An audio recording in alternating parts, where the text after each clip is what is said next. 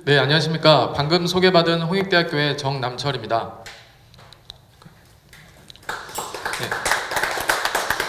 먼저 이렇게 한국감사인연합회에서 저에게 소중한 강연의 기회를 제공해 주셔서 감사드리고요. 김강윤 회장님께도 깊은 감사를 드립니다. 제가 오늘 발제를 드릴 주제는 이미 앞서 잠시 소개시켜 드린 바와 같이 내부 회계 관리 시스템에 대한 외부감사 제도의 변천 토픽 한 가지와 부정 방지를 위한 금융회사 내부 통제 강화 두 가지 주제입니다. 목차를 보시면 다음과 같은데요. 먼저 1장에서 본 강연의 배경과 목적에 대해서 설명을 드리고 2장, 3장, 4장 같은 경우에는 말씀드린 첫 번째 주제입니다. 내부회계 관리 제도에 대한 외부감사 제도의 변천사를 2장에서 말씀드리고 3장에서는 전반적인 제도의 개괄을 설명드립니다. 그리고 4장에서는 현재 시점에서 이 제도와 관련된 어떤 정책적 개선 사항이 있을지에 대해서 제언을 드리고자 합니다. 5장과 6장은 두 번째 주제인 금융회사 내부 통제 강화 부분입니다. 먼저 5장에서 최근 제도 변화 내용을 설명드리고 6장에서 마찬가지로 정책적 개선 사항이 있는지를 말씀드리고자 합니다.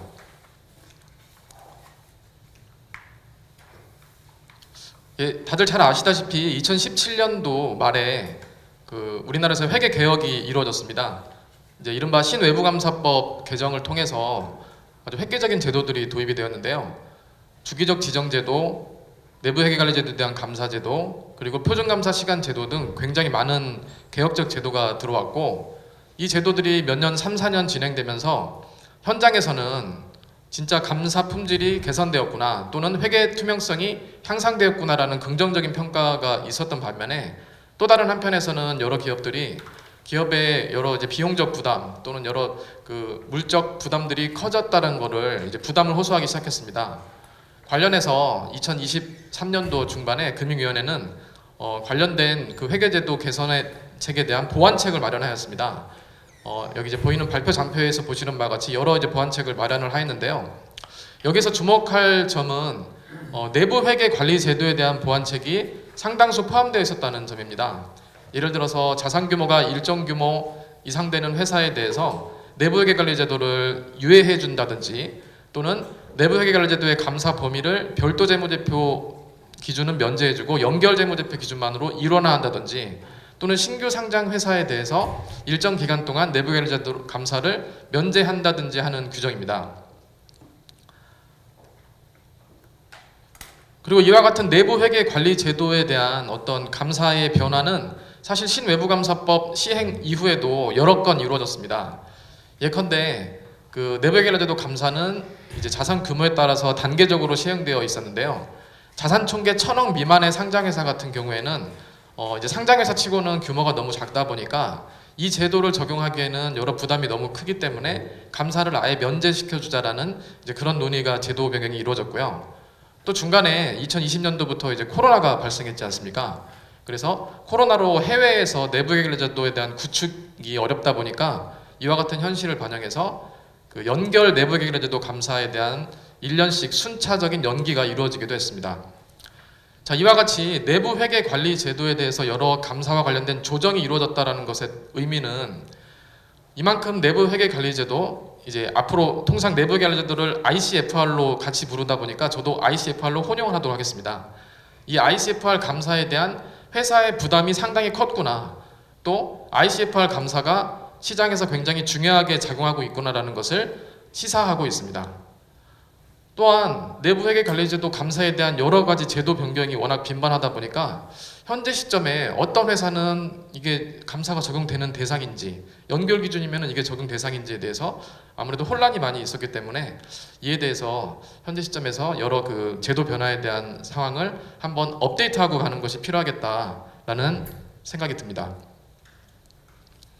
또 다른 한편으로는 2022년도부터 많이 언론에서 보셨다시피 횡령 사건들이 빗발치고 있습니다.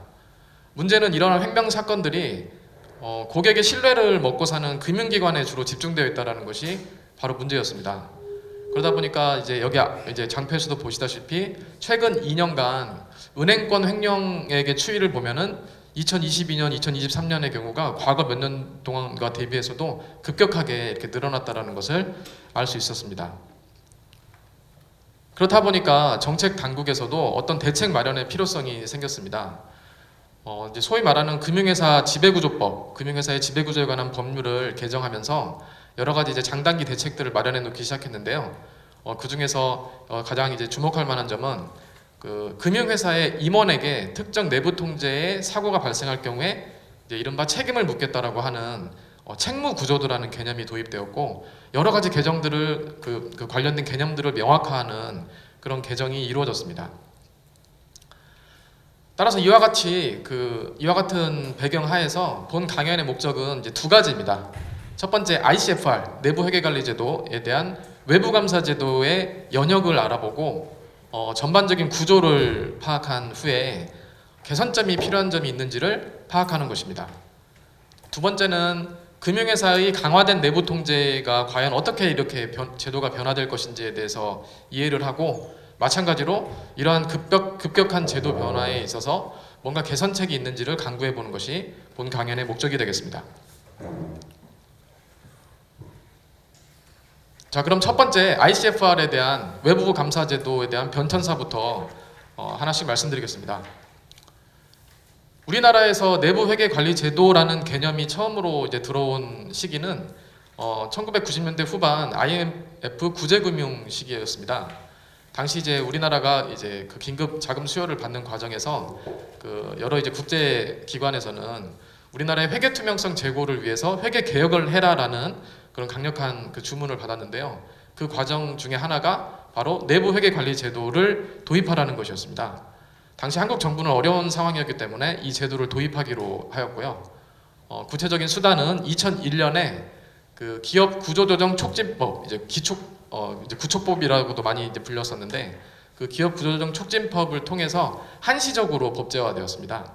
5년간 특정한 규모의 회사 또는 일정한 회사는 내부 회계 관리 제도를 갖출 것을 법제화하는 수준으로 이제 한시적으로 제도가 들어왔는데요.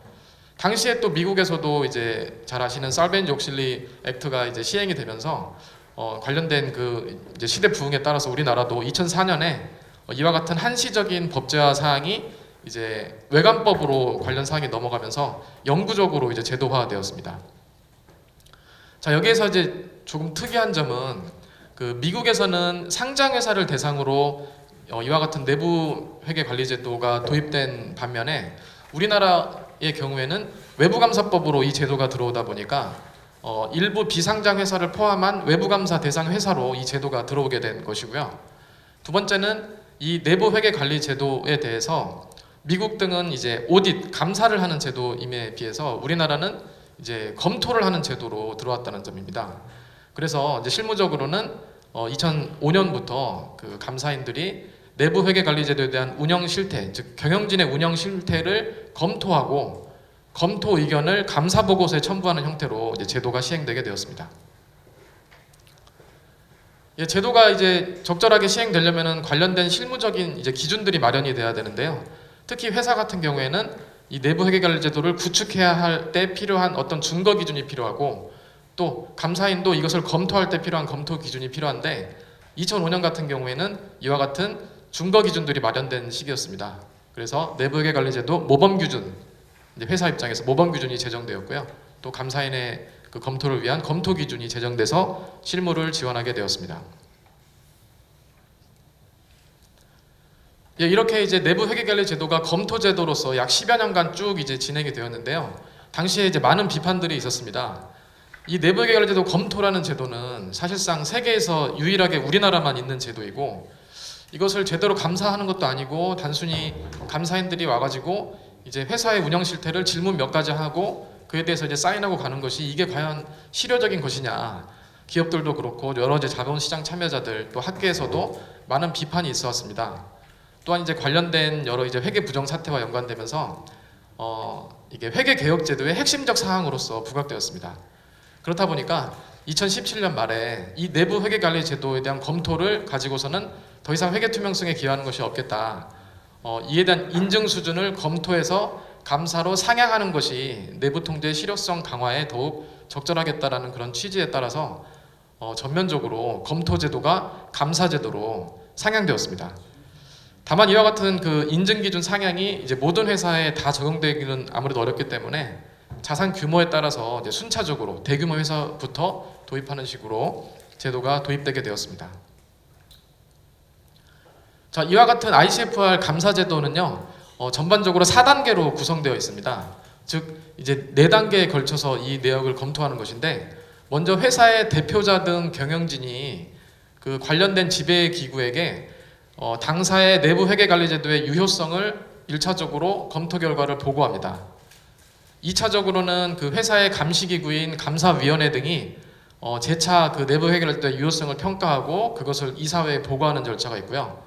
이와 같은 평가나 보고 이런 내부 회계관리제도의 유효성에 대해서 감사인이 그 독립성을 갖춘 감사인이 감사를 실시하고, 그리고 마지막으로는 이제 감독기관이 감사인의 감사를 이제 감리하는 이제 그런 구조가 되겠습니다. 그래서 감리를 포함할 경우 통상 4단계의 그 감사 구조라고 볼 수 있겠습니다. 또한 ICFR 감사는 검토와 아주 확연한 차이가 있습니다. 일반적으로 과거의 ICFR 검토 제도는 그 회사의 자체 점검 결과인 그 내부회계관리제도 운영 실태 보고서를 감사인이 검토하는 수준인데 반해서 감사는 내부 회계 관리 제도의 자체, 즉 설계나 운영 그 자체에 대한 그 검증을 해야 되기 때문에 감사 기술이 굉장히 획기적으로 늘어납니다. 단순히 질문 이외에 문서 검사나 그리고 재수행 또는 관찰 등 여러 가지 다양한 감사 기법을 이제 사용해야 되겠습니다. 또한 그런 과정에서 그 감독기관에서도 이 제도가 이제 연착륙을 잘 돼야 되기 때문에 그 ICFR 감리와 관련된 로드맵을 마련해서 배포를 하였습니다. 2021년 7월인데요. 전반적인 감독기관의 그런 그 논조는 제도가 이제 연착륙을 해야 되기 때문에 그 통상 감사를 처음 시행한 시기부터 2년에서 3년 정도 가는 어떤 뭐 이렇게 처벌이나 제재보다는 그 지도나 계도 위주의 그런 감리를 하겠다라는 방안을 발표를 했고요. 그런 감리에 대한 사유 역시 내부관리제도라는 게 결국 이제 특정 숫자를 말하는 게 아니라 숫자를 산출하는 그런 프로세스 추상적인 개념이기 때문에 그 감리의 어떤 사유도 명확히 이제 하게 하였고요. 그리고 감사인의 그 ICFR 감사가 적절한지에 대한 감리는 이제 감사 절차의 적정성 위주로 보겠다라고 감리 운영 방안을 발표하였습니다. 그런 과정에서 잘 아시는 것처럼 2020년도부터 이제 코로나19 팬데믹이 발생을 하면서 이제 여러 문제가 발생을 하였습니다. 특히 이제 그 우리나라의 ICFR 감사는 이제 궁극적으로는 연결 ICFR 감사로 이어져야 되는데, 연결 ICFR 감사를 하기 위해서는 해외 자회사에 대해서도 중요한 자회사는 국내 수준의 ICFR 그 구축과 그 운영이 이루어져야 됩니다. 그런데 이제 그 코로나로 해외에 나가지를 못하니 그 관련된 ICFR을 구축할 수 없기 때문에 기업들이 많은 이제 어려움을 호소했고, 그 감독당국에서는 이와 같은 어려움을 반영을 해서 연결 ICFR에 대한 감사를 이제 회사 규모에 맞게 1년씩 수년하였습니다.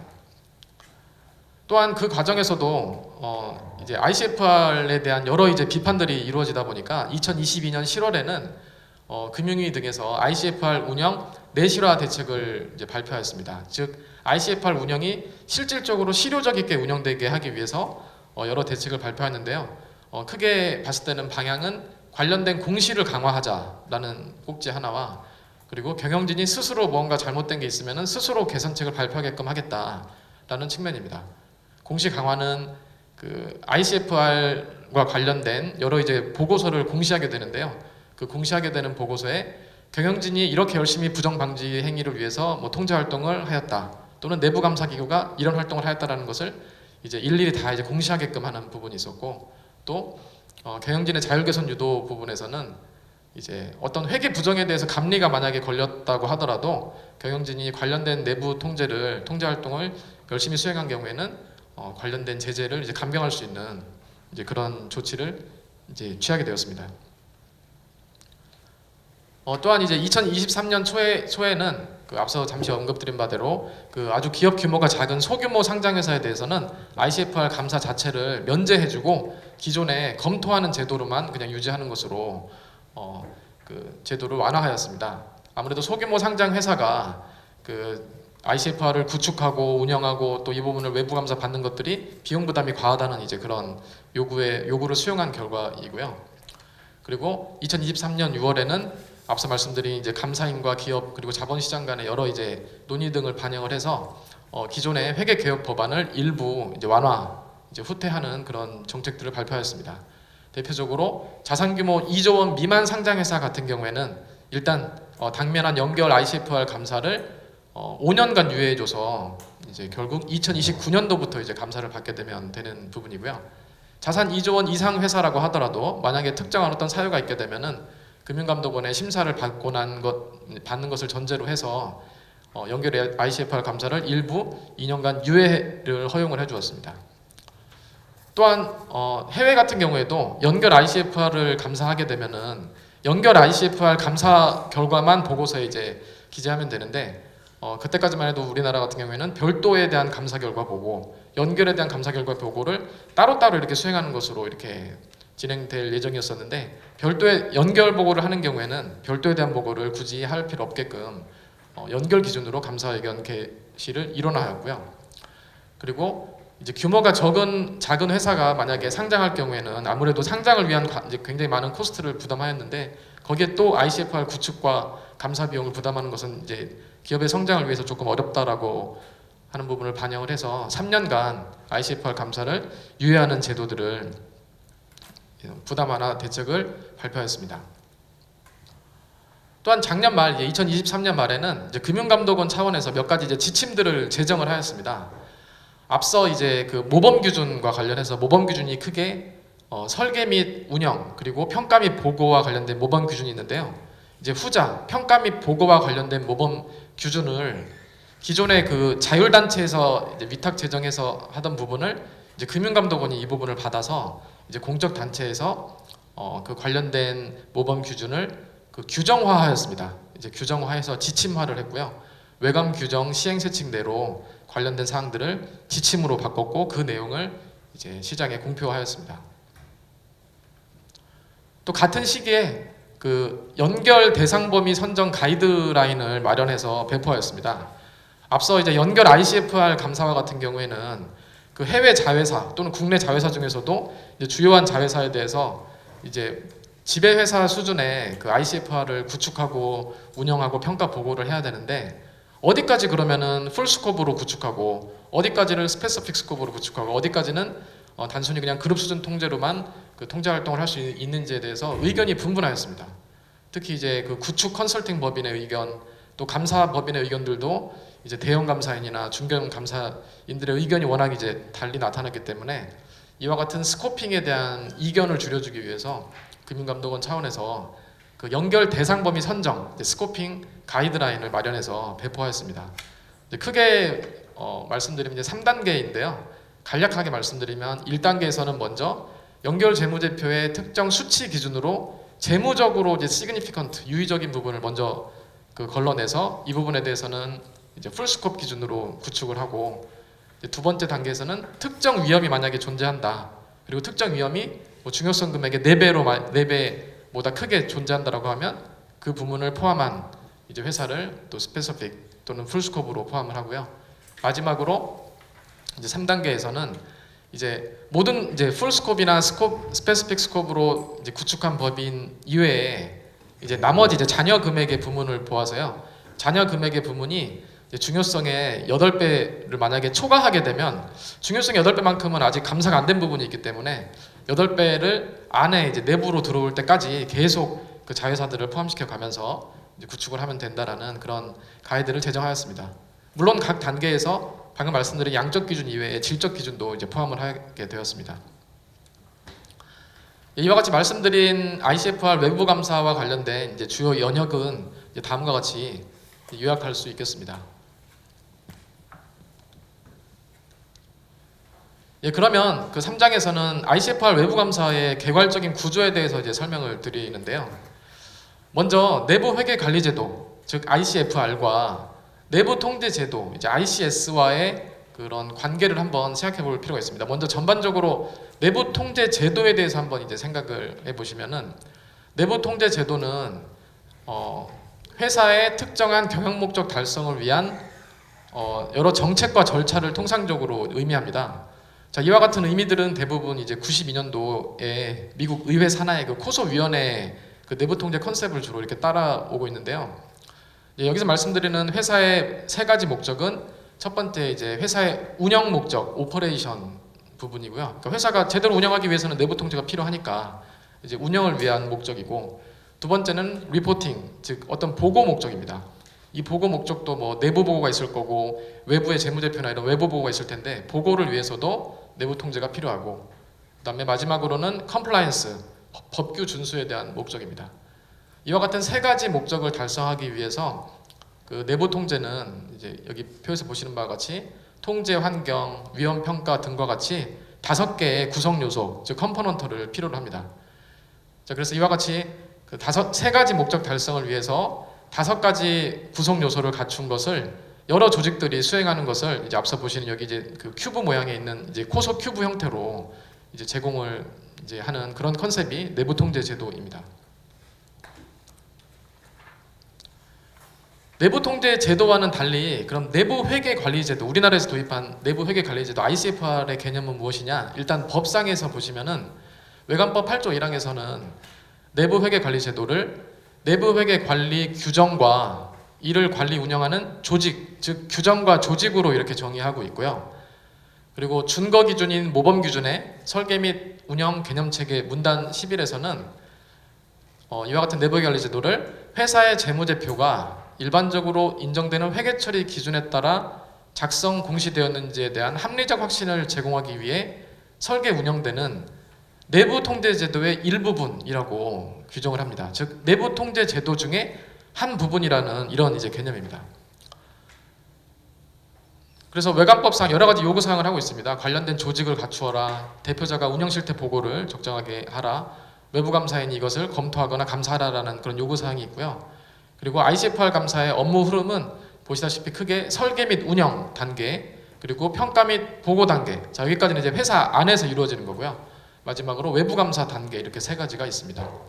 설계 및 운영 단계는 먼저 그 회사가 통제 목적에 맞는 내부 그 여러 통제 활동들을 구축하는 단계인 구축 설계, 그리고 관련 그 설계된 것을 적정하게 운영하는 실행하는 운영 단계, 그리고 회사 내부적으로 자체 평가를 수행하는 평가 단계, 평가 결과를 보고하는 보고 단계가 있습니다. 그리고 이제 외부 감사인 일을 감사하는 구조입니다. 내부 통제 제도와 내부 회계 관리 제도와의 그런 관계를 보시면은 앞서 말씀드린 것과 같이 ICFR은 내부 통제 중에서도 리포팅 목적, 즉 보고 목적을 주로 대상으로 합니다. 보고 목적 중에서도 외부 공시 재무제표의 보고 목적과 관련된 신뢰성 제고를 목표로 합니다. 물론 추가적으로 자산 보호와 부정 방지 프로그램도 포함을 하고 있지만 주된 목적은 보고 목적 방향이고요. 나머지 2가지 목적, 이제 운영과 법규 준수 목적이 만약에 있을 경우에 그런 목적들이 외부 보고 목적과 만약에 관계된 게 있다면은 그것은 또한 포함합니다. 따라서 그 ICFR 내부 회계 관리 제도를 만약에 그림으로 그려본다면 이제 여기 있는 장표와 같이 3가지에 있는 목적 중에서 색칠된 부분으로 일부분으로 표시할 수가 있겠습니다. 자, 그럼 이제 현재 시점에서 그 내부 회계관리제도 감사를 또는 검토를 적용받는 회사는 어떤 부분이냐, 여러 이제 제도 변경이 있었기 때문에 한번 정리를 해보면, 먼저 상장회사 같은 경우에는 별도 기준으로는 이미 그 1,000억 원 이상 회사는 ICFR에 대한 감사를 이미 다 시행을 이미 하고 있습니다. 물론 1,000억 원 이하 회사에 대해서는 ICFR 감사가 면제가 된 부분이고요. 그리고 연결 기준에서는 2023년 작년분부터 이제 자산 2조 원 이상 회사에 대해서는 이미 이제 감사가 진행이 됐고, 자산 1,000억 원부터 2조 원 미만까지는 5년이 유예돼서 2029년도부터 이제 연결 ICFR 감사가 이루어질 예정입니다. 비상장 회사 같은 경우에는 ICFR에 대해서 감사는 없고 이제 검토만 이루어지는데요. 일반적으로 사업 보고서를 제출하지 않는 이렇게 이해관계자들이 많지 않는 회사 같은 경우에는 직전년도 자산 총계 5천억 미만일 경우에는 그 검토도 면제됩니다. 다만 이제 사업 보고서 제출을 하는 회사나 또는 특정한 기업 집단 소속 회사 같은 경우에는 1,000억 원보다 작을 때만 검토 제도가 면제가 되겠습니다. 예, ICFR 감사를 수행하기 위해서는 여러 준거 기준이 필요한데요. 예를 들어 회사는 모범 기준이 필요하고 감사인은 감사 기준이 필요한데 그 ICFR 감사 이후에는 이른바 신모범 기준이 적용되고 있습니다. 신모범 기준은 ICFR 감사의 플로우에 따라서 설계 및 운영 그리고 평가 및 보고 각각의 이렇게 준거 기준이 있었는데요. 앞서 말씀드린 바와 같이 평가 및 보고에 대한 준거 기준이 2018년도 이후에 이제 그 자율단체인 상장협 산하의 내부해결제도 운영위원회에서 제정을 해왔는데 이 부분을 이제 금융감독원이 규정을 가져가서 2024년도부터는 이제 금감원이 평가 및 보고 지침을 이제 제정을 해서 시행을 하게 되었습니다. 이 지침 안에는 평가 및 보고 기준 그리고 평가 및 보고 가이드라인 이 두 가지 형태로 이제 운영되는 구조이고요. 그리고 외부 감사인의 감사 기준은 이제 한공회에서 기준서 1100번 내부 회계관리제도에 대한 감사를 제정했기 때문에 그 기준을 이제 감사의 준거 기준으로 적용하게 되겠습니다. 감사 현황을 보시게 되면 의견 변형에 따라서 과거 3년간 이제 의견 변형이 이루어진 회사는 사실 13개사로 굉장히 적습니다. 13개사. 그래서 감사 대상 회사 이제 기준으로 봤을 때 2021년도에는 비적정 의견 비율이 0.7%로 굉장히 낮은 비율을 보여주고 있는데요. 자, 이와 같은 이유를 아무래도 그 감사에 대한 도입이 대규모 회사부터 순차적으로 도입됐기 때문에 대규모 회사가 인적, 물적 인프라를 갖추어서 제도가 아주 안정적으로 도입됐다라는 그런 의견이 있는 반면에 2022년 같은 경우에는 이제 소규모 회사들도 다 감사에 들어와서 의견 변형이 건수가 많이 증가된 상황입니다. 주요국의 그 재무보고 내부통제 제도를 비교해 보면은 먼저 미국이나 일본 같은 경우에는 우리나라보다 먼저 그 ICFR 등에 대한 감사를 수행해 왔고요. 영국은 별도의 감사 제도가 없습니다. 적용 대상과 관련해서 그 다른 나라들은 대부분 상장 회사에 대해서 이 제도를 적용하고 있는 반면에 우리나라는 일부 비상장 회사도 이제 검토 제도를 통해서 제도를 규율하고 있습니다. 특징적으로 보게 되면 미국 같은 경우에는 그 내부관리제도 등에 대해서 제대로 감사를 해서 관련된 의견 변형률이 굉장히 높은 편이고요. 대략 한 7%가량 요즘도 나오고 있고, 일본 같은 경우에는 감사는 감사이긴 한데 감사인데 내부 통제 보고서, 경영진의 내부 통제 보고서를 다시 감사하는 이른바 이제 간접 감사 형태입니다. 영국 같은 경우에는 별도의 감사 제도는 없고 내부 통제 의무를 포함한 그 지배구조 코드를 회사가 준수하게끔 하고, 준수하지 못하게 되면은 그 사유를 이렇게 설명하는 이른바 comply or explain 그런 제도를 두고 있겠습니다. 전반적으로 주요국의 재무보고 내부 통제를 비교하면 우리나라의 관련 규제가 다소 높은 수준임을 알 수 있습니다.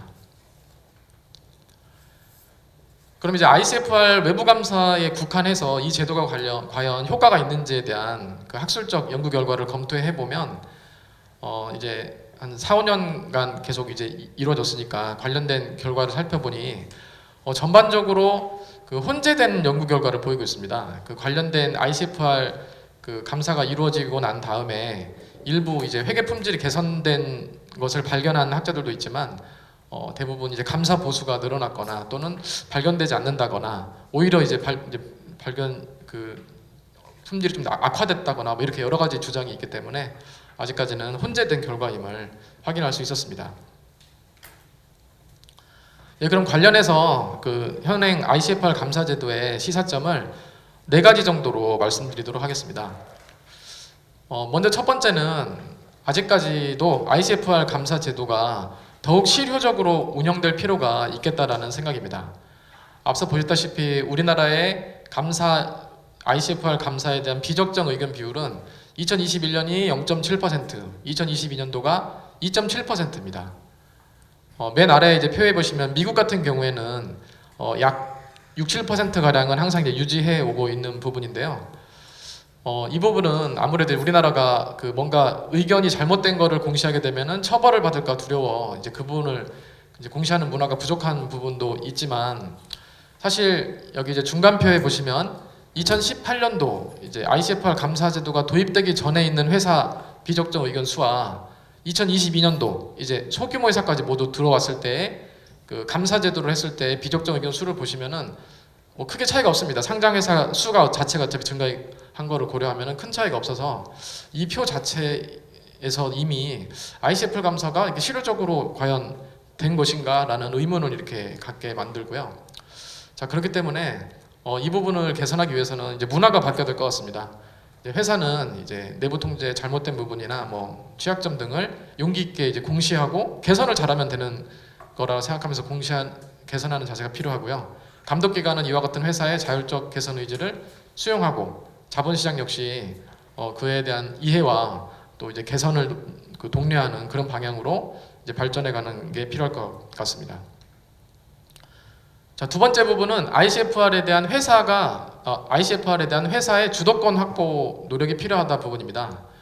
궁극적으로 ICFR을 제대로 갖춰서 운영하고 그리고 그 책임을 지는 것은 회사에 있음에도 불구하고 대부분의 회사들이 사실상 ICFR 컨설팅 법인이나 회계법인에 또는 감사법인에 끌려다니는 경우가 많습니다. 이와 같은 경향은 경영진이 ICFR 자체를 이거 형식적인 거야, 이거 규제를 위한 비용이야 이렇게 생각하는 그런 회사에서 더욱 두드러지는 것 같은데요. 전반적으로 회사가 다시 주도권을 가져와서 제도 운영의 주체가 되어야 되겠습니다. 물론 여러 컨설팅 법인이나 감사법인의 의견을 이제 들을 필요는 있지만 최종적으로는 회사 주도적으로 여러 의사결정을 앞서 말한 연결 스코핑 같은 경우에도 회사가 주도적으로 이제 의사결정을 해야 되는데 감사인 등만 바라보는 경우를 이제 지양해야 되고요. 그러기 위해서는 회사 내 ICFR 전담 인력들이 전문성이 조금 더 제고되어야 됩니다. 여러 이제 회사 자사 또는 자사가 포함된 산업에 대한 이해 부분을 증대시키고 그 제도에 대한 이해를 더욱 높일 필요가 있겠습니다. 세 번째는 이제 감사인 관점인데요. 감사인 역시 전문가적 판단을 갖추고 더욱더 주체적인 ICFR 감사를 수행해야 된다라는 부분입니다. 여러 이제 관련된 연구를 이제 수행해 보면 이제 일부 감사인 같은 경우에는 ICFR 감사의 모든 방향이 사실상 감독 기관의 감리 방향과 연계되어 있는 부분을 많이 확인을 하였습니다. 그러니까 주요 의사 결정을 감리 기관은 이렇게 판단할 것이다. 뭐 이런 식의 이제 판단을 많이 이제 하고 있는데요. 물론 그 부분도 이제 참고는 해야겠지만 전반적으로 감사의 목적, ICFR 감사의 목적은 회사 재무제표 작성 과정의 신뢰성이 부분이기 때문에 감사 기준에서 정해진 대로 감사 목적에 맞는 감사 절차를 수행하면 되는 부분입니다. 감사 절차를 수행하고 관련 문서화만 제대로 되어 있으면 향후 감리 시에도 면책이 되기 때문에 전문가직 의구심과 판단을 가지고 감사 기준에 준수해서 감사를 수행할 필요가 있겠습니다. 참고로 마지막으로는 연결 ICFR 감사 시 추가 고려사항 필요인데요. 연결 ICFR 감사를 위해서는 해외 자회사의 여러 내부 회계관리 제도를 구축을 해야 되는데 원천적으로 ICFR의 구축이나 이런 부분들이 어려운 어려운 국가가 있습니다. 특히 이제 언어적인 문화적인 차이가 있는 부분은 이제 기본이고 공산국가나 또는 전쟁 등이 발발한 이제 그런 국가 등에 대해서도 만약에 우리 회사에 중요한 자회사가 있다라고 하면 ICFR을 국내 수준으로 이제 구축을 해야 되는데 이 부분이 이제 쉽지 않습니다. 그리고 그 부분을 구축을 하기 위해서는 상대방 이제 자회사 국가의 경영진을 설득을 해야 되는데 자회사의 경영진들은 한국의 감사 기준을 그렇게 중요하게 생각하지는 않습니다. 미국의 기준도 아닌데 이렇게 크게 중요하게 생각하지 않기 때문에 실효적인 운영이 어려운데요. 따라서 이제 어떤 해외 특정 권역, 이제 뭐 베트남이나 중국, 러시아 같은 이런 이제 주로 공산권역 이제 국가 이제 그런 히스토리 있는 국가 같은 경우에는 제도를 실질적으로 이제 한마디로 제도는 시행하되 일정 기간 감리는 이제 몇 년 후로 한다든지 그런 식으로 뭔가 신축적 있는 운영을 해야 되고요. 자, 그렇다고 해서 마냥 제도를 연착륙만 추가해야 되는 것은 아니고 회사 역시 해외 부문의 회사들이 어떤 일을 하는지 보다 더 이렇게 면밀하게 감시할 수 있도록 가시성을 높일 그럴 필요가 있겠습니다. 5장에서는 이제 두 번째 주제인 금융회사 내부 통제 변화를 말씀드리겠습니다. 금융회사에서도 내부 통제 제도, 여기 이제 금융회사는 내부 통제 기준이라고 이렇게 표현을 하고 있는데, 금융회사는 크게 내부 통제 기준을 앞서 이렇게 세 가지의 개념으로 가지고 오고 있는 것 같습니다. 먼저 1992년에 코소 보고서, 이건 앞서 말씀드린 그런 내용이고요.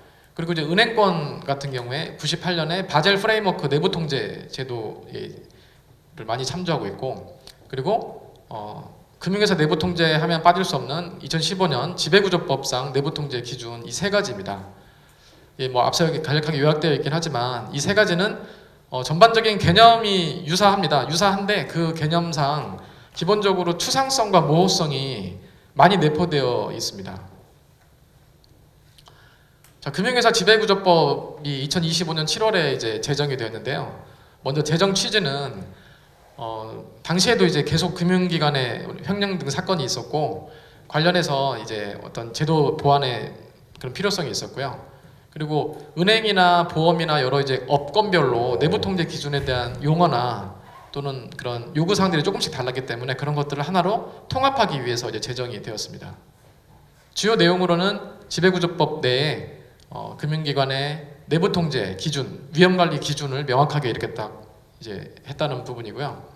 관련 규정으로는 이제 가장 중요한 부분이 제24조 금융회사가 내부 통제 기준을 마련해야 되는 그런 이제 조항입니다. 내부 통제 기준을 갖추고 마련해야 된다라는 부분이고요. 구체적인 사항은 이제 대통령령, 이제 시행령으로 정하고 있습니다. 대표적인 부분이 이 부분인데요. 시행령 제 18조에서 19조에서 내부 통제가 실효성 있게 이루어질 수 있도록 다음과 같은 여러 가지 사항들을 갖추어야 된다라는 이런 포함해야 된다는 내용을 포함하고 있습니다. 자, 그런데 앞서 말씀드린 이 지배구조법도 몇 가지 문제가 있습니다. 먼저 첫 번째는 금융회사가 내부 통제 기준이라는 것을 마련만 하면 됩니다. 사실 마련만 하면 되기 때문에 이걸 이제 준수하지 않고 실효성 있게 준수하지 않으면 어떻게 되지? 라는 이제 논란이 계속 생겼고요.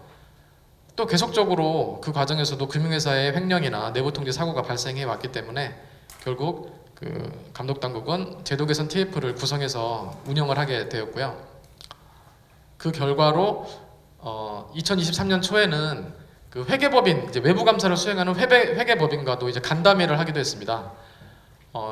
회계법인이 내부 회계 관리제도 감사 앞서 이제 첫 번째 주제였죠. 내부 관리제도 감사를 하면서 일정한 내부 통제를 확인을 했으니 그렇게 확인한 내부 통제 설계 및 운영의 결과를 이제 금융회사의 전반적인 내부 통제와 좀 갖추어서 내부 통제 사고를 좀 미연에 방지하고 사고를 좀 줄일 수 있으면 어떠냐라는 그런 내용을 전파를 했습니다.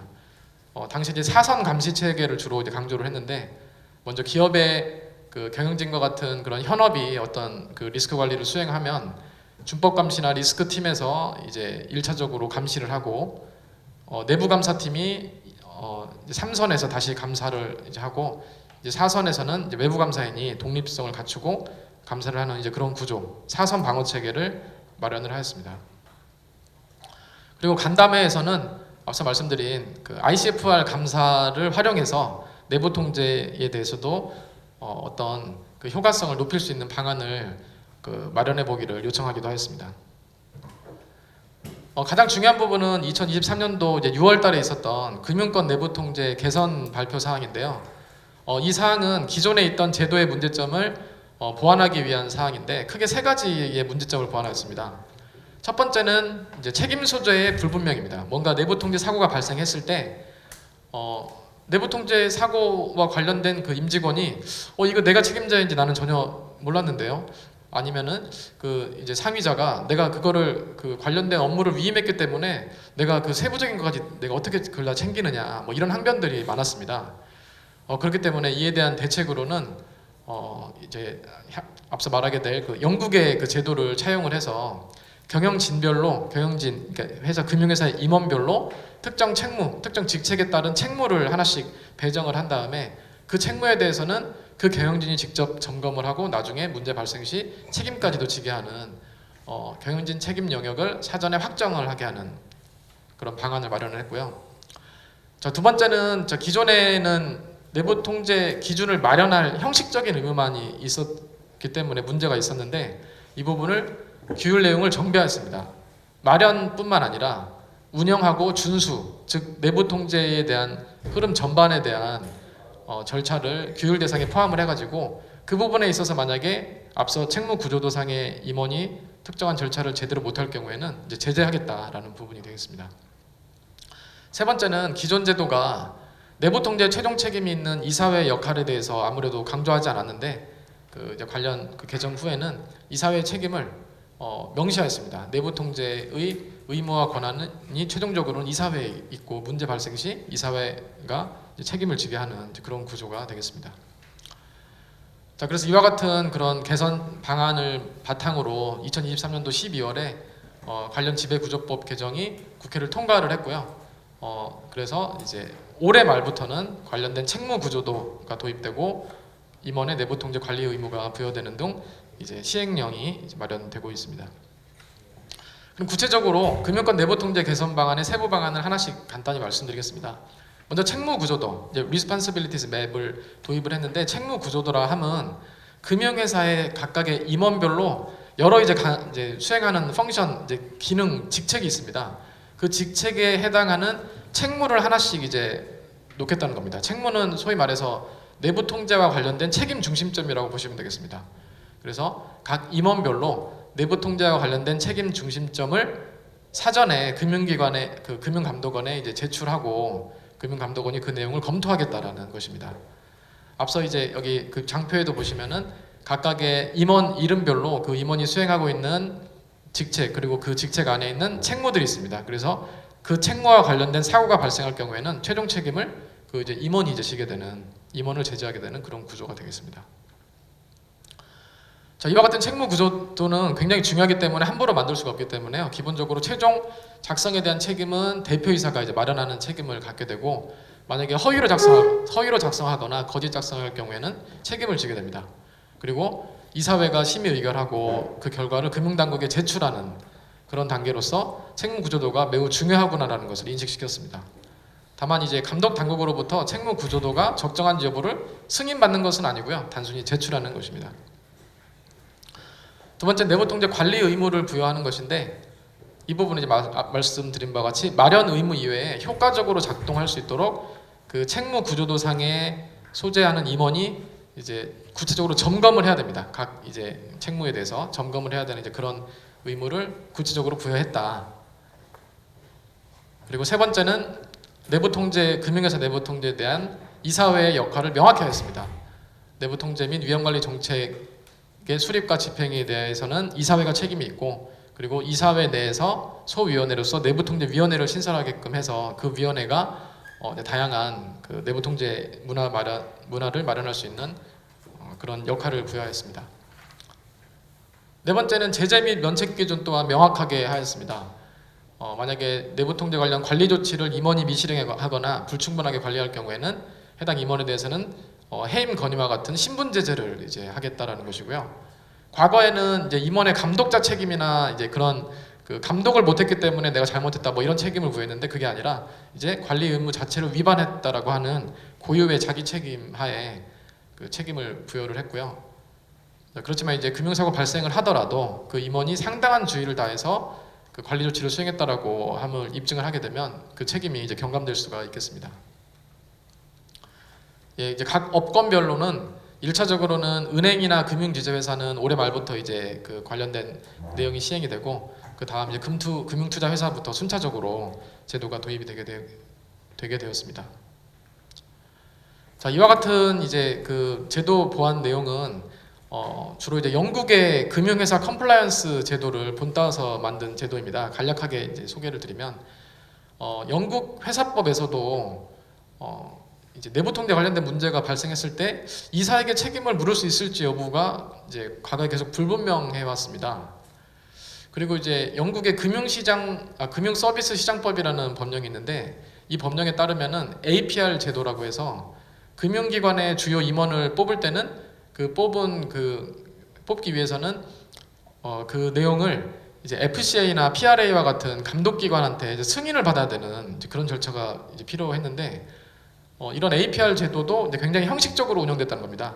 그냥 이렇게 단순하게 적격성만 평가하고 그 적격성에 대해서 그 감독기관은 그냥 승인하고 그 정도 수준이었는데, 그에 대한 이제 보완을 하기 위해서 2016년에 고위 경영진 및 인증제도, 이제 SMNCR 제도를 이제 도입을 하게 됐고요. 크게 고위 경영진 및 인증제도는 세 가지 핵심적인 특징이 있는데요. 첫 번째는 고위 경영진, 이제 시니어 매니지먼트 SM 같은 경우에는 고위 경영진에게 이제 어떤 총괄 책무를 부여하고, 앞서 우리나라가 도입한 책무 구조도를 미리 마련하고 책무 명세서와 같은 세부 내역을 만들어서 감독기관에 이제 제출하고 승인까지 받는 제도이고요. 그다음에 인증 제도는 이제 Certification Regime에서 CR 제도인데, 인증 제도는 이제 기업의 직원 중에서도 아주 위험이 높은 일을 하는 직원에 대해서는 사전에 이제 감독기관의 인증을 받으라라는 부분입니다. 네, 마지막으로 이제 행위 준칙은 금융회사 임직원이 이제 업무를 수행할 때 수행할 행위 기준을 마련을 하고 있습니다. 그래서 관련된 절차를 보시면은 이제 여기 보시는 장표와 같이 맨 상단이 고위 경영진 제도고요. 즉 이제 고위 경영진이에게 책무 구조도 등을 요구하는 제도고, 중반 파트는 이제 위험 업무를 수행하는 직원에 대한 인증 제도이고, 마지막에 이제 세 번째 아래 파트는 이제 관련된 경영진이나 임직원의 이제 행동 준칙과 관련된 부분이 되겠습니다. 이와 같은 영국의 제도는 우리나라뿐만 아니라 이미 호주나 싱가포르 같은 국가에서도 제도를 차용을 하였습니다.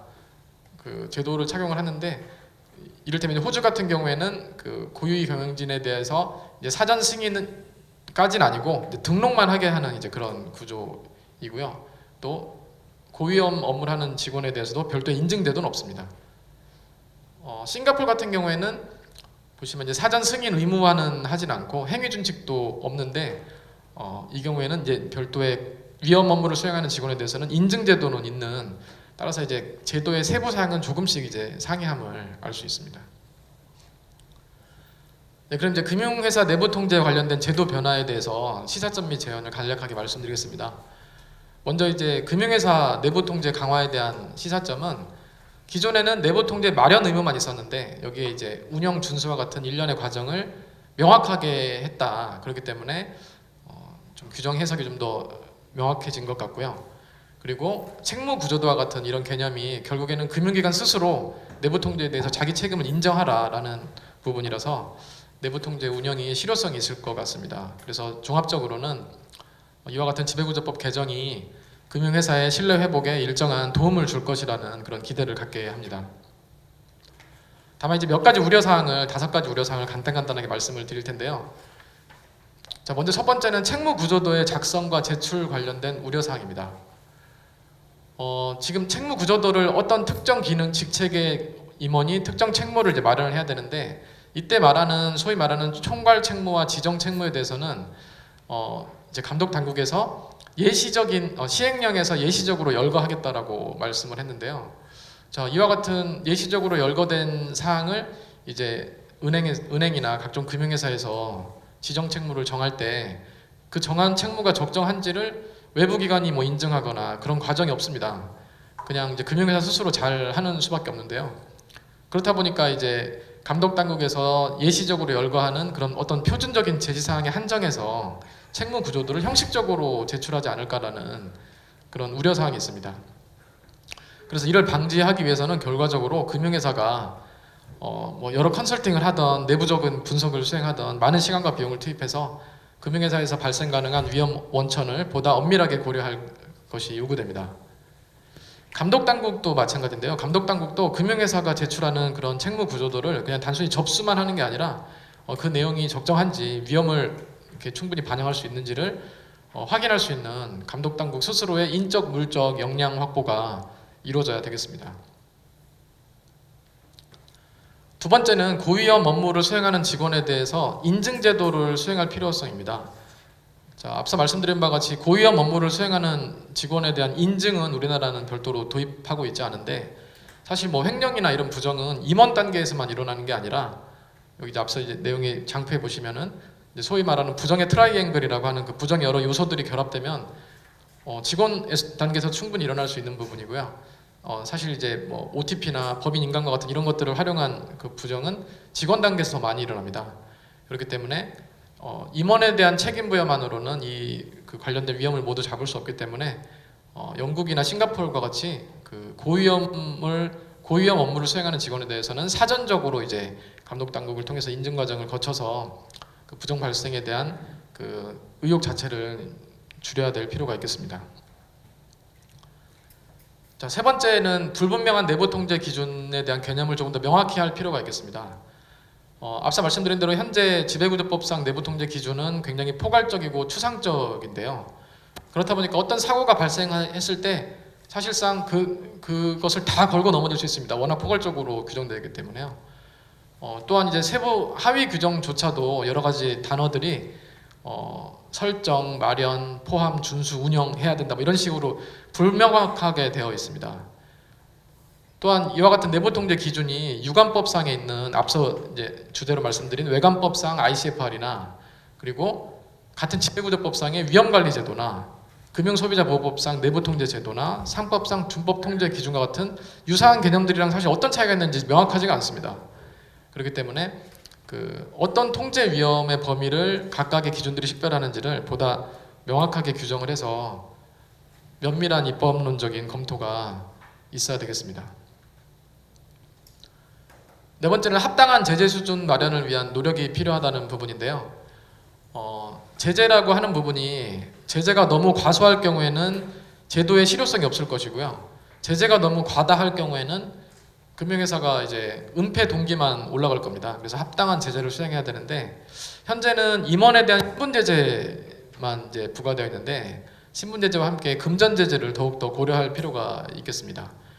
아무래도 미국과 영국 같은 선진국은 높은 금전 제재를 하고 있는 것을 알 수 있기 때문에 금전 제재의 수준을 높일 필요가 있고 그리고 우리나라가 참고를 하고 있는 영국의 SMN-CR 제도도 현재 문제가 또 있습니다. 최근 6, 7년간 이제 조사를 해봤더니 고위경영진에 대한 조사 건수가 95건에 이제 불과하고 실제로 성공적으로 제재까지 이루어진 사례는 4건에 불과합니다. 사실상 제대로 운영되고 있는지 이쪽도 의문이 있는데 사실 영국의 SMN-CR 제도 자체는 영국이 영미법을 이제 쓰는 국가이고 또 원칙이나 스탠다드를 강조하는 국가임에 비해서 우리나라는 이제 대륙법 기반의 이제 룰 베이스드로 하는 국가다 보니까 이와 같은 영국의 제도를 어떻게 우리나라로 구현할지 조금 더 법적인 고민이 필요하지 않을까 생각이 됩니다. 자, 마지막으로는 처벌보다는 자율적인 개선을 강조하는 유도하는 문화 조성이 필요하다는 부분인데요. 일반적으로 어떤 금융회사에서 내부 통제 같은 사고가 발생을 하게 되면 일단 금융회사 자체는 사고를 조사하고 하는 과정에서 정신이 없는데 굉장히 이제 언론이나 그리고 이제 자본시장 참가자들의 이제 비난에 이제 휩싸게 됩니다. 또 감독기관은 또 조사한다고 이제 들어오고 그래서 굉장히 막대한 손실을 부담하는 것은 각 횡령이 발생하는 회사인데 금융기관인데 일정 부분의 횡령 발생은 사실 내부 통제의 고유 한계가 있기 때문에 경영진의 통제 우회 같은 것들이 발생할 수 있기 때문에 인정할 필요가 있습니다. 예를 들어서 지금 여기 이 제도를 지금 마련하고 있는 금융위원회 같은 경우에도 최근 이제 보도자료를 보면 금융권 내부 통제를 압박하던 금융위에서조차도 시간의 수당을 4천만 원 부정 수령하는 이런 금융권 내부 통제 미비점이 지금 발생이 되고 있거든요. 그래서 일정한 내부 통제 고유 한계를 인정할 필요가 있다라는 부분을 먼저 말씀을 드리고 자 그렇다고 해서 무조건 다 수용하라는 말씀은 아니고 개선을 위한 비판은 당연히 이제 필요한데 그것보다는 내부 통제나 기준법 감시나 위험 관리 이와 같은 부분들을 기업이 또 금융기관이 당장 돈은 되지 않더라도 우리 기업이 영속적으로 지속 가능하기 위해서는 반드시 필요하다는 것을 그냥 당연하게 이제 인식해야 되는 그런 문화가 필요할 것 같습니다. 제가 자료를 조사하면서 확인해 보니 미국이나 영국 같은 곳에서는 당연히 이제 이런 것들 갖춰야 된다라고 하는 부분이 우리나라보다는 훨씬 더 이제 강한 것 같습니다. 그래서 해당 제도를 도입했으니 이걸 실효적으로 운영하기 위해서는 이와 같은 문화적인 인식이 더 강화되어야 될 것이라는 생각이 들었습니다. 예, 이상으로 발표를 마치겠습니다. 긴 시간 동안 경청해 주셔서 감사합니다. 감사합니다.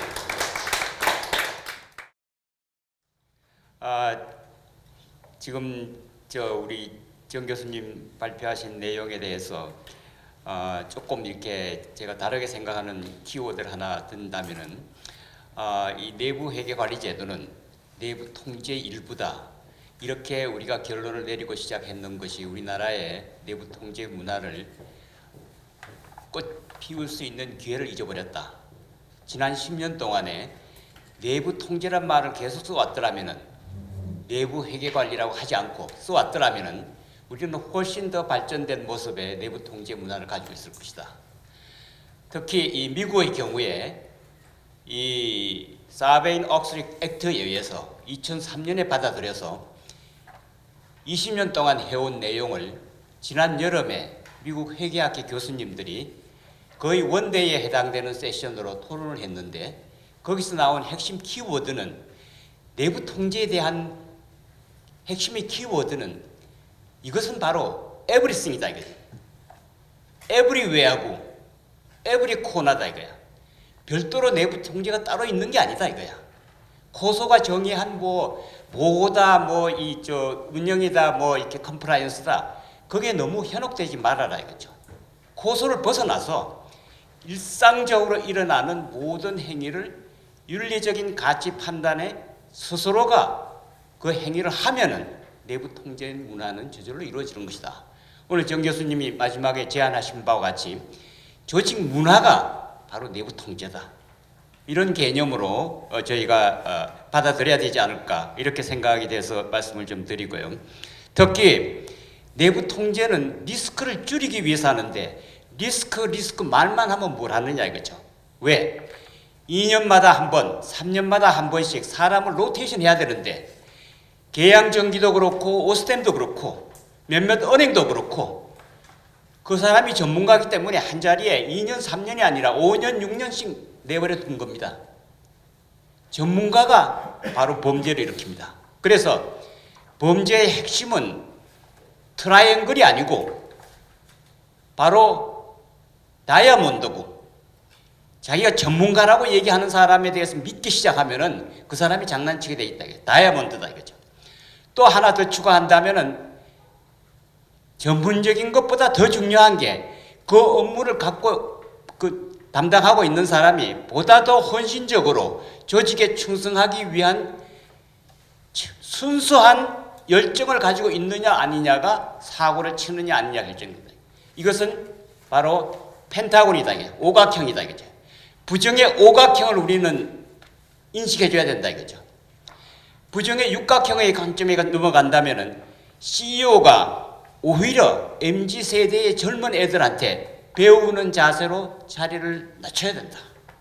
그러지 않고 CEO는 CEO대로 결정을 하고 밑에 MZ세대는 MZ세대대로 아이디어를 내고 그게 서로 이해 충돌에 의해서 스스로의 그 미스언더스탠딩에 의해서 커뮤니케이션이 안 되는 상황이 되면은 사고가 일어난다 이거죠. 바로 소통이 안 되는 것이 사고의 본질적인 이유가 되어 있다 이거죠.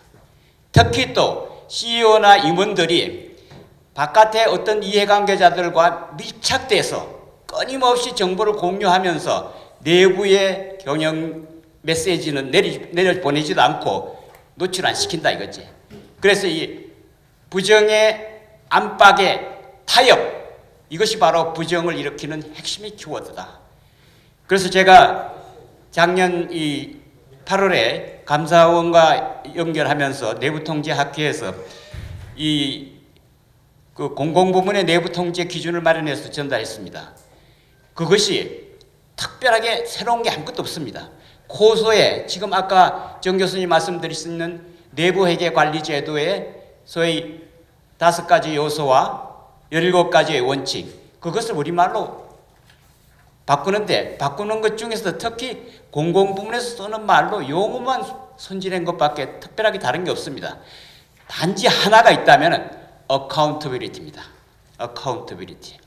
responsibility를 추구하면은 우리 금융위원회나 금융감독원에서도 영국식의 responsibility를 얘기를 하는데 경영자는 responsibility를 넘어서야 된다는 거죠. 경영자가 일으키는 결론은 바로 자기뿐만 아니고 주변에 있는 사람까지 다 연관이 되기 때문에 완전한 소통을 지향하면서 accountability를 지향한다. 이 accountability라는 개념은 면책이 안 됩니다. 내가 요것만 하면 나는 면책이 된다. 이렇게 생각하면 안 되는 거다 이거죠. 그래서 우리나라의 responsibility 맵 보다가 이 호주나 싱가포르식으로 accountability 맵으로 우리는 용어부터도 바꿔야 된다 이거죠. 책임을 묻는 게 아니고 책임을 넘어서서 accountability로 경영의 모든 책임을 진다 이거죠. 한 사람의 CEO뿐만 아니라 그 밑에 있는 이사들도 바로 이사 한 사람이 회사를 대변하는 거다 이거죠. 이사 한 사람이 잘못한 건 회사 전체가 잘못한 거다 이거죠. 그것이 바로 accountability죠. 그래서 감사원에서의 이 공공부문 내부 통제 기준의 아주 결정적인 차이 하나의 원인은 어카운터빌리티입니다. 따라서 CEO와 회장과 사장과 전무와 상무가 각각 나누어서 책임을 분산하는 것이 중요한 게 아니다 이거죠. 하나로 모아서 공동 의사결정을 할 수 있게끔 오픈 디스커션을 지속적으로 해줘야 된다 이거죠. 회의라는 것은 회의 형태의 문화가 있는 게 중요하지, 이사회를 자주 하는 건 아무런 의미가 없다 이거죠. 그 안건을 만들어내기 위한 프로세스가 굉장히 중요하다, 이런 말씀으로 제가 들었던 내용들의 추가를 좀 얘기 드리고 싶고, 또 두 번째로 강조하고 싶은 사항은 우리나라의 국내에 잘 되고 있는 법례가 너무 많습니다. 그 법례를 우리는 공공부문, 금융부문, 기타 부문에서 우리는 받아들여야 됩니다. 가장 잘 되고 있는 데가 유한 킴벌리입니다. 제가 여러 번 유한 킴벌리에 감사님들 모시고 가서 같이 들어보기도 했는데, 실제로 거기에 CEO는 자기를 CEO라고 부르지 말고 진재성이라는 아래서부터 신입사원으로 돌아서 사장이 된 사람입니다. 재성이라고 불러라, 이렇게 얘기를 하면서 사내에서 사장이라는 소리 하지 말아라, 닉네임을 부르고, 그리고 이 사람이 가지고 있는 메시지는 소통이 1번입니다. 모든 직원과 스스럼 없이 소통하기 위해서 회사 안에서 있을 때는 자기 방에 있지 않고 나와서 플로어에서 돌아다닙니다. 칸막이가 없는 의자에 앉아 있습니다. 완전 소통을 지향합니다. 가장 잘 되고 있는 법례의 하나는 유한 킴벌리다. 또 더 잘 되고 있는 더 하나의 사례를 든다면은 마이다스 IT라는 회사입니다. 뽑을 때 구김살이 없는 사람을 뽑습니다. 구김살이라는 것은 자기가 가지고 있는 캐릭터에 자기 열정의 최선을 다할 수 있는 잠재적인 능력을 아래서부터 갖고 있는가, 태어나서부터, 또 자라면서부터 일그러진 모습을 자기가 자기 스스로 발전시키려고 노력하고 있는 거 아닌가. 그렇기 때문에 직급을 따져서 전공이 뭐냐를 따지지 않고 인성이 좋은 사람을 뽑습니다. 심하면 고등학교 3학년까지도 뽑힙니다. 그 뽑힌 사람을 끝까지 훈련시켜서 회사에서 지원해 줍니다. 이런 회사가 한국에 있다는 겁니다. 그래서 한국에 있는 좋은 예를 좀 금융기관도 배우고 상장기업도 배우고 여타 모든 비영리 조직, 우리나라의 비영리 조직 부문들은 대부분 그냥 문제가 많습니다. 의사결정 과정이 톱다운입니다. 이것을 바텀업으로 아니면 수평소통으로 문화를 바꾸는 것이 내부 통제의 중요한 이 방향 제시라고 생각이 됩니다. 끝으로 제가 얘기 드리고 싶은 사항은 혼자서 내부 통제하는 게 아니다. 모두가 하는 것이고 함께 하는 것이고 누구의 책임도 아니다. 저는 금융위원회나 금융감독원이 시정해야 될 중요한 방향의 하나는 어카운터빌리티라는 용어를 우리나라의 국민 문화로 해석을 다시 해야 됩니다. 심하면은 대통령까지도 어느 기퉁에서 화재가 일어나고 했다면은 그 사람이 책임지는 것이 아니라 대통령이 챙겨야 될 메시지 중에서 어떤 부분에 자기가 어카운터빌을 가지고 있는가, 책임은 자기가 지는 겁니다. 그러니까 대통령도 국가에 일어난 일에 대해서 모든 어카운터빌리티를 진다. 그래서 저는 어카운터빌리티라는 개념을 금융위원회나 금융감독원, 상장회사, CEO들이 스스로 우리 회사에서 일어난 일은 내가 책임진다. 그럼 어떻게 하시겠습니까? 사건이 안 생기게끔 끊임없이 다이아몬드, 펜타곤, 헥사곤, 안팎으로 쏘여져 있는 라운드 타입, 이 부정의 고리를 우리는 사전적으로 이미 알고 있습니다. 계양전기의 경우나 여타 회사의 경우에도 이미 내부적으로 저 문제가 있다는 걸 알고 있었습니다. 저 사람을 저렇게 오래 두면 안 된다는 것도 알고 있습니다. CEO의 약점을 가장 많이 알고 오너의 약점을 가장 많이 아는 사람이 해먹게 돼 있습니다. 이런 전문가에 대한 견제 기능을 끊임없이 해줘야 됩니다. 따라서 내부 통제는 저는 내부 견제다. 견제를 하지 않는 사회가 우리 사회다. 이렇게 견제가 안 되는 이유는 뭐냐? 눈치 보느라고 꼭 해야 될 얘기를 하지 않습니다. 침묵합니다. 침묵은 조직 발전에 범죄입니다. 우리나라의 미래는 제가 생각하기에 MZ세대가 지향하는 침묵하지 않고 정당하게 얘기할 수 있는 것을 끊임없이 얘기할 수 있게끔 금융기관의 경우에서 아래서부터 위로 내부 제보 제도, 자율 제보 제도를 활성화시키는 것을 제안드립니다. MZ세대가 원하는 것을 CEO가 받아들이고 회장이 받아들여야 된다 이거죠.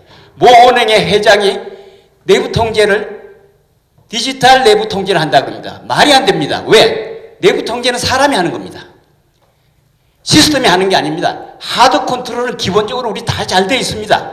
우리나라는 소프트 컨트롤이 안 되고 있습니다. 해야 될 얘기를 못하게끔 분위기를 그렇게 만들고 있다 이거죠.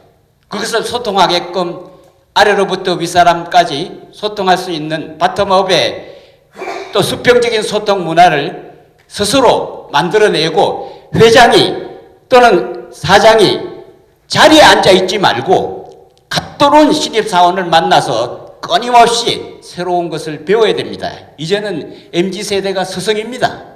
그런 방향으로 가야 되는 시대이기 때문에 지금 유한 킴벌리의 사례와 마이다스 IT 같은 우리 좋은 회사의 사례를 공공부문에서 벤치마킹 하셔서 한번 가셔서 배워서 금융정책에 좀 반영하시고 우리의 것으로 만들어 주시기를 기대합니다. 마지막으로 제 끝에 있는 도표 하나만 간단히 말씀드리고 끝내겠습니다.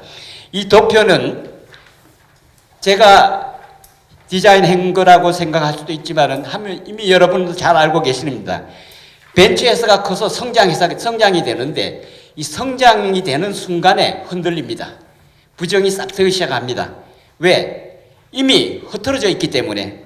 따라서 성숙기로 들어가는 이 단계를 빨리 가져야 됩니다. 성장기에서 성숙기로 빨리 진입해 줘야 된다. 이 성숙기로 진입하는 방법은 시스템을 빨리 갖춰줘야 된다. 하드웨어를 빨리 갖춰주고 하드웨어를 갖춰준 다음에서는 지속적으로 정신교육을 해줘야 된다. 그 정신교육이 저는 어카운터빌리티고 지금 싱가포르나 호주에서 하고 있는 어카운터빌리티 교육을 CEO가 교육을 받게끔 만들어주고 CEO로 하여금 어떻게 해야 되느냐를 거꾸로 젊은 세대한테 물을 수 있는 여유로운 공간을 열어주는 것이 바로 이 완성기로 가는 방법이다 이거죠. 완성기로 간다는 것은 권한을 아랫사람한테 내려놓는 겁니다. 내려놓고 아랫사람이 나온 시나리오 중에서 스스로 논의해서 이사회에서 의결하든 의결기관이 최종 컨펌을 하는 겁니다. 완성기로 진입이 되면 우리는 선진국이 됩니다. 초선진국을 가기 위해서는 내부 통제라는 말을 아예 안 해도 되는 세상이 돼야 됩니다. 내부 통제는 기본적으로 이미 everywhere, everything, every corner인데 뭘 그걸 내부 통제를 하느냐.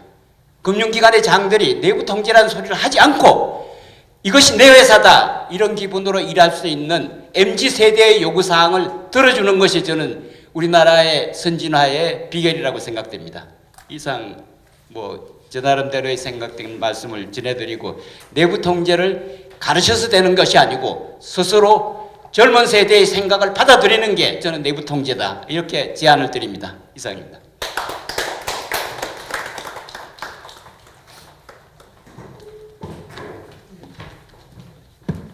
수고했습니다.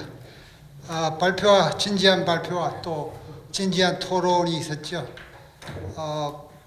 특히 뒤에 토론하신 변중석 원장님은 내부 통제하면 우리나라에서 가장 관심이 높으시고 많은 연구를 하신 분입니다. 정말 열정적인 연세도 높으심에도 불구하고 열정적인 토론을 해주셨습니다. 혹시 플로어에서 한 분 정도 질문을 하실 분이 계시면은 하시죠. 이 주제에 관해서요. 그러면 특별한 게 없으면은 제가 질문 겸 제가 자료를 읽어보면서 오늘 보면서 조금 코멘트를 하고 싶은 게 6페이지 자료입니다. 6페이지 자료에 우리 정 교수님이 또 상당한 비즈니스 경험을 가지시고 회계사를 거쳐서 이제 학계에서 많은 연구를 하고 계신데 6페이지 슬라이드 4번에 그 위에 오른쪽에 그 자산총액 2조 원 이상 회사의 연결 내부 회계관리제도 5년 유예. 요거는 2조 원 이상을 진짜 하고 있으니까 미만이겠죠. 예, 그래서 요거는 그렇게 고쳐주셔야 될 것 같고, 요컨대 우리가 연결 내부의 관리제도를 지금 2조 원 그 미만 5천억 원 이상 기업에 대해서 이제 시행을 막 하려고 그러는데 뭐 안팎으로 환경 변화가 있었고 기업들이 굉장히 그 아우성을 사실 많이 쳤습니다. 그래서 정부에서 사실은 좀 개혁을 후퇴한다는 그런 비난을 들으면서도 이번에 완화 보완 조치를 했는데요. 간단히 얘기해서 내부 우리가 회계관리제도는 감사하고 같이 갑니다. 내부 회계관리제도라는 게 별게 아니고 그 재무제표를 제대로 작성하도록 리포팅하는 그런 기능을 하는 것이 내부 회계관리제도이기 때문에 그 지금 재무제표가 연결 재무제표 시대로 지금 바뀌었거든요. 개별 재무제표가 아니고 연결 재무제표가 그 IFRS 시대에 들어와서는 기본이 됐습니다. 그러니까 관련되는 그 위아래 지병속 회사들은 무조건 하나의 회사로 실질이 그렇지 않냐. 그러니까 연결 재무제표가 이제는 기본 재무제표가 됐습니다. 그래서 내부 회계관리 제도도 당연히 연결이 돼야 되는 것이죠. 이거를 뭐 유예를 시키고 당분간 5년 동안은 개별 재무제표, 별도 재무제표에 검토받는 걸로 그냥 넘어가자 이렇게 한 것은 사실은 앞뒤가 안 맞는 얘기입니다. 그 다음에 이제 중요한 또 하나의 그 우리가 같이 점검해야 될 게 14쪽입니다. 11쪽. 11쪽에 밑에 슬라이드에 지금 이 중요한 그 이제 개념 체계를 13번 슬라이드에서 제시하셨어요. 11페이지입니다. 그 13번 슬라이드에서 위에 운영 실태 보고를 이제 대표자 내부 회계 관리자하고 같이 해서 하죠. 그 다음에 내부 감사를 맡고 있는 감사나 감사위원회에서 평가 보고서를 내게 되어 있습니다. 그래서 자체 평가죠. 그리고 3단계에서 이제 감사 보고를 하도록 이렇게 되어 있습니다. 외부 감사. 물론 아까 이제 감리까지 하면 4단계가 됩니다. 이런 말씀을 하셨습니다만은 지금 현재로 그 세 가지 개념을 분명히 하셨는데 요 밑에 14번 자료에 보시면은 검토와 감사의 차이점을 비교 설명하시면서 오른쪽에 감사라고 하면서 그 왼쪽에는 실태 보고서인데 검토 단계는 감사는 회사의 내부 회계 관리 제도를 평가하는 거죠. 그러니까 평가란 말이 거기서 빠졌고, 요게 밑에 보면은 잘못되어진 것 같죠? 우리 정 교수님, 거기에 그 그래프에 위에 오른쪽에 감사가 하는데 내부 회계 관리 제도 평가 보고서라고 해야 되겠죠? 맞습니까? 글자가 작아가지고 잘 모르겠는데. 이게 그 금융감독원의 보도 자료를 그러니까. 그림 파일로 가져온 거라서. 네, 그런데 요게 지금 현재 저도 지금 눈이 굉장히 여기 작아가지고 어느 게 맞는지 모르겠어요. 평가 보고서입니까? 감사 보고서입니까? 그게. 겉으로 보기에는 감사 보고서인 것처럼 나와 있어서 요게 저 위에 개념하고 하자면 평가 보고서라고 말을 해야 되지 않겠느냐. 저는 그 점을 우리 같이 이 자리에 계신 마침 현장에 오신 우리 오늘 청중들하고 같이 이제 의논을 드리고 싶고요. 마지막으로 그 한 가지 더 코멘트를 제가 드리고 싶으면, 저도 여기 많은 관심을 가지고 연구를 해온 사람 입장에서 16쪽을 보시죠. 16쪽에 이제 그 ICFR의 감사의 업무 흐름 구조를 밑에다가 이제 얘기를 하셨죠. 그런데 여기에 설계 운영, 그다음에 평가 및 보고 외부 감사 이렇게 해서 여기 이제 얘기하셨는데 여기 중간에 이제 평가 및 보고 요거를 이번에 그 지침화를 했지 않습니까? 금융위원회 감독원에서. 그런데 사실은 그 종전의 자율적인 그 상장협의 그 규정, 모범 규정 가지고 있던 것을 자기들이 가져가면서 지침으로 이름을 바꿨는데 사실은 그 배경이 제가 알기로는 앞으로 처벌할 수 있는 기준을 감독기관이 갖겠다. 이런 차원의 것으로 알고 있습니다. 그래서 의미가 상당히 큰데 다만 여기에 평가 및 보고라고 했는데 우리가 학교에 강의를 한 입장에서 앞에 개념하고 정리할 때 보고 및 평가라고 해야 되지 않냐. 보고가 먼저 실태조사 보고가 있고 그 다음에 이제 평가가 있는 거죠. 그래서 회사의 여기 뭐 자체 평가를 하고 보고는 대표자하고 감사를 보고하는 걸로 해버렸는데 그러면 앞에 감사의 자체 평가라고 하는 거하고 개념이 일치하지 않는 그런 측면이 좀 있죠, 그죠? 그래서 제가 그 관련 지침을 다 자세하게 보지는 않았습니다만은 우리 정 교수님 앞에서 소개해 주신 개념 정리에 의하면은 요거는 감사는 보고하는 게 아니고 감사는 평가하는 거고 대표자가 이제 실태조사 보고하는 걸로 그렇게 돼 있죠. 용어상으로 그렇게 봐야 되지 않겠냐 싶고요. 그 뒤에 나머지는 아주 정리를 잘 해주셨습니다. 아까 정 교수님께서 두 가지 오늘 주제를 얘기하셨다고 그러는데 사실은 내부 회계관리 제도나 내부 통제나 그 사실은 개념이 같은 개념이지 않습니까? 그래서 이제 같이 묶어놓은 것이고 앞에 거는 조금 후퇴했고 뒤에 거는 또 강화하고 이렇게 해서 금융기관이 물론 중요하지만은 사실은 앞에 기업들이 먼저 스스로 잘해야 되는데 기업들의 그 내부관리 제도 미국으로 치면 ICFR인데 이거를 역시 강화해 나가는 그 회계 개혁 방향을 그대로 유지를 했었어야 되지 않느냐 그런 아쉬움이 있습니다. 일단 정부에서 그 기업계하고 워낙 그 회계업계가 이제 논쟁을 벌인다고 해서 금액적으로 많은 시간 표준감사 시간 투입을 하니까 감사를 철저히 해라 이렇게 하고 나니까 당연히 이제 회계 감사인들은 감사 보수를 더 청구할 수밖에 없지요.